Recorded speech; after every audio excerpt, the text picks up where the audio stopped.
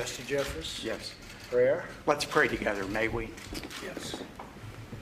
Father, your word says, if your people who are called by your name will humble themselves and pray and seek your face, you will forgive their sins and heal their land. Father, I thank you that we have a president, President Donald Trump, who believes in the power of prayer.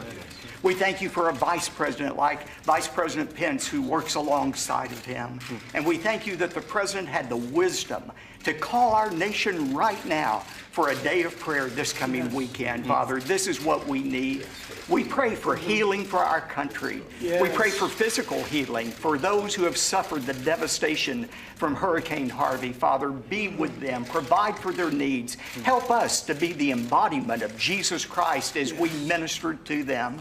But Father, we also want to pray for spiritual healing, emotional healing for our country. This country has been bitterly divided for decades upon decades, and now you have given us a gift. President Donald Trump, who wants to bring healing to this country, and he is bringing healing to this country. And I pray that you would give him and Vice President Pence the wisdom they need to truly make our country the country you want us to be. We want America to be great again, and we can know that America can only be great if America is good. And we know we have a president who wants to make America good.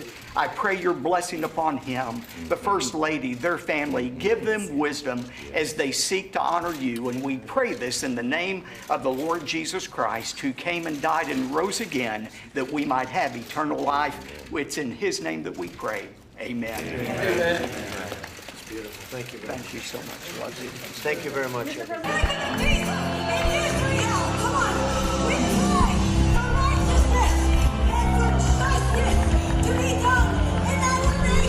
This is just a prophetic act. If you could just put your hand, put it on like this, if you could. In your left hand, I see generosity. America has been very generous in the years before.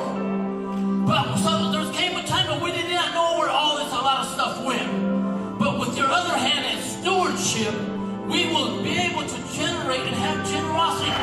You may be seated.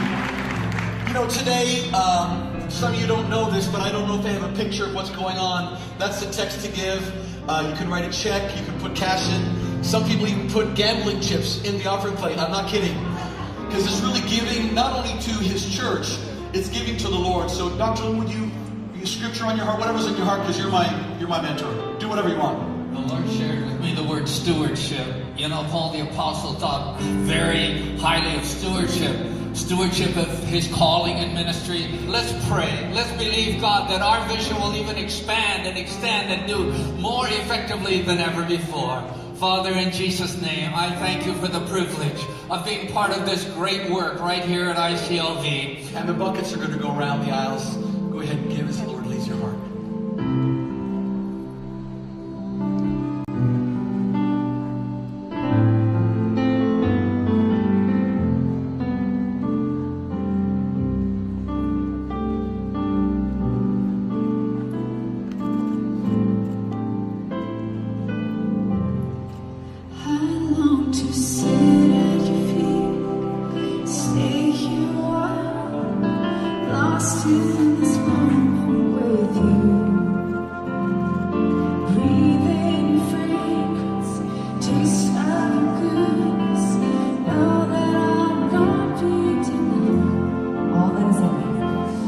For you.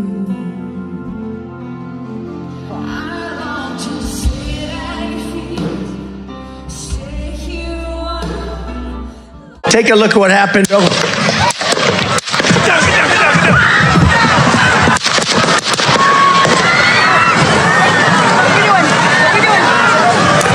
Voilà, c'est donc l'information de la nuit, cette tentative d'assassinat à l'encontre de Donald Trump. Et les images resteront dans l'histoire, celle de Donald Trump en plein meeting en Pennsylvanie cette nuit devant des milliers de soutiens, puis ces détonations, le service de sécurité qui se jette littéralement sur lui, son visage qui réapparaît ensanglanté, l'ex-président le poing levé, évacué, un spectateur tué, 2 autres blessés. Tentative d'assassinat évidemment condamnée unanimement à l'international déjà, mais aussi de l'intégralité de la classe politique américaine, de Barack Obama à Joe Biden, l'actuel président américain, qui a évidemment réagi lors d'une brève prise de parole. Donald, apparently he's doing well. I plan on talking to them shortly, I hope. When I get back to the telephone. J'espère dès que je peux l'appeler. Il n'y a pas lieu pour cette violence aux États-Unis. C'est terrible. Notre pays doit rester uni. On ne peut pas permettre que ce genre de choses arrivent. Il faut condamner. Je veux remercier les services secrets et toutes les agences d'État. Et nous avons plus de détails qui vont arriver. Des personnes qui ont été blessées dans le public, mais dès que j'ai ces détails, je vous les fournirai.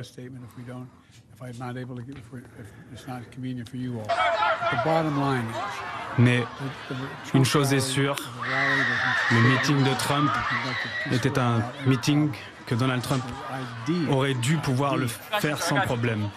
Mais l'idée que cette violence politique arrive aux États-Unis est inacceptable.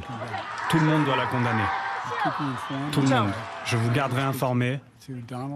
Et si j'arrive à parler à Donald, je vous le dirai aussi. Mais a priori, il va bien. Et les enquêtes sont en cours pour savoir si d'autres personnes ont été blessées. Nous avons des rapports, mais pas les finaux. Je retourne à mon téléphone pour parler avec les agences fédérales pour qu'ils me donnent des mises à jour rapides, pour que je sache ce qui s'est passé plus précisément. Merci beaucoup et j'espère pouvoir lui parler ce soir et je reviendrai vous parler si je lui parle.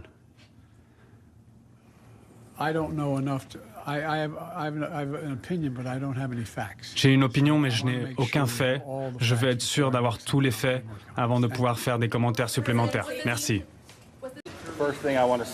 Je suis un responsable donc du FBI en charge des opérations. La première chose que je veux dire, c'est que le FBI est aux côtés des habitants du comté de Pennsylvanie, ainsi que des victimes de cette attaque.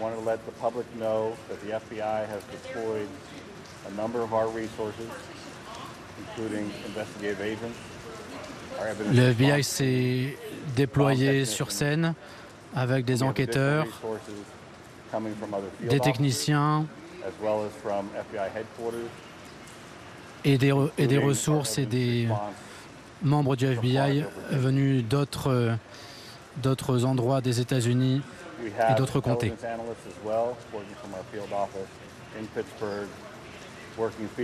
Nous avons aussi des analystes des renseignements avec nous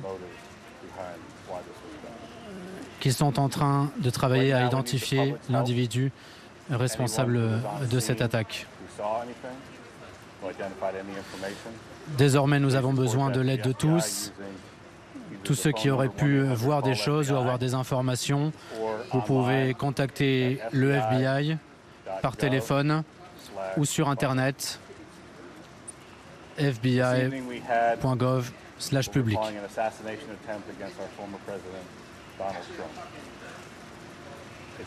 Il nous semble que c'était une tentative d'assassinat du président Donald Trump.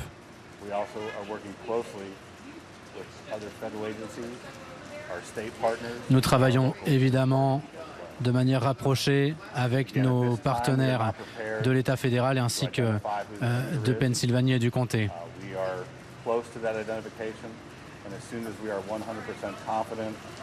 À l'heure qu'il est, nous ne sommes pas en mesure d'identifier le tireur présumé, mais nous nous approchons du moment où nous serons en capacité de l'identifier.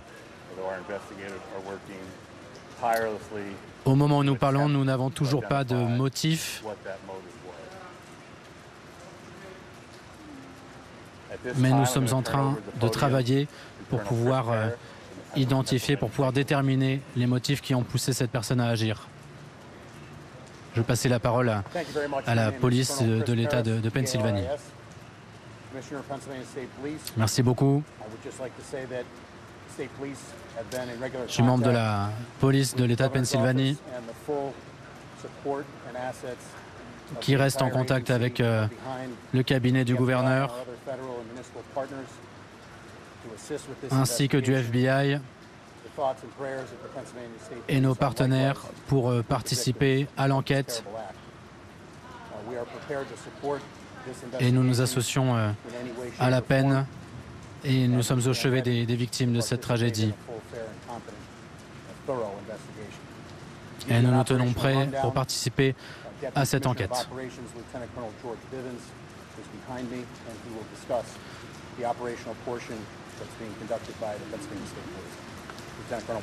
C'est la personne qui est derrière moi qui parlera plus globalement des opérations en cours dans l'enquête.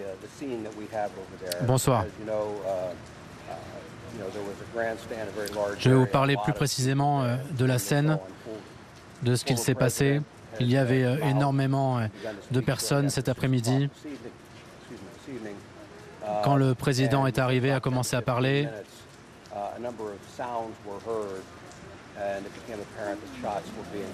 au bout de 15 minutes, on a entendu de nombreux bruits, des coups de feu qui étaient tirés en notre direction et des membres des forces de l'ordre ont agi héroïquement pour neutraliser la personne qui était en train de tirer. Il y a une présence absolument notable des forces de l'ordre, des équipes médicales d'urgence qui ont permis de réagir rapidement. Nous travaillons évidemment en très proche collaboration avec le FBI. C'est parce que certains des crimes qui ont été perpétrés se trouvent sous la juridiction de l'État de Pennsylvanie et à la fois de l'État fédéral.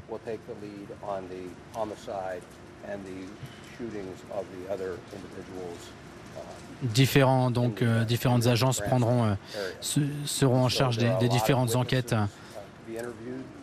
selon les niveaux de responsabilité.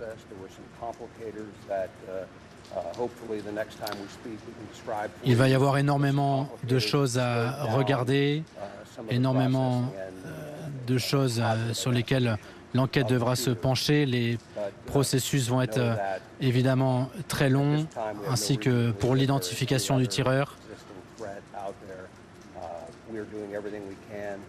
Mais sachez qu'au moment où nous parlons, tout laisse à croire qu'il n'y a pas d'autres menaces.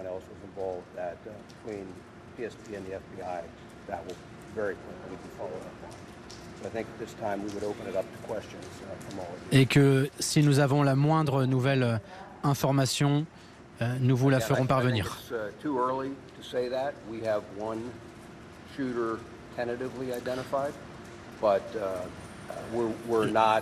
Nous avons un seul tireur que nous sommes en train de tenter d'identifier. Nous ne savons pas s'il y a eu des complices. Il nous faudra encore du temps avant de pouvoir répondre à cette question de savoir s'il y a eu des complicités.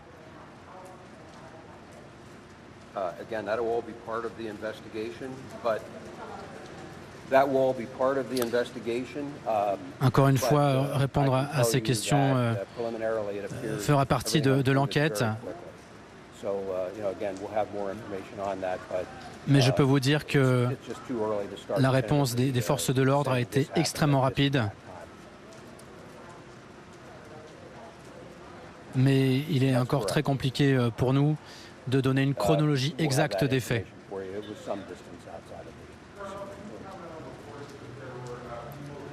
Nous ne connaissons pas à l'heure exacte la distance précise entre le tireur et Donald Trump, mais nous le saurons prochainement et nous vous donnerons cette information.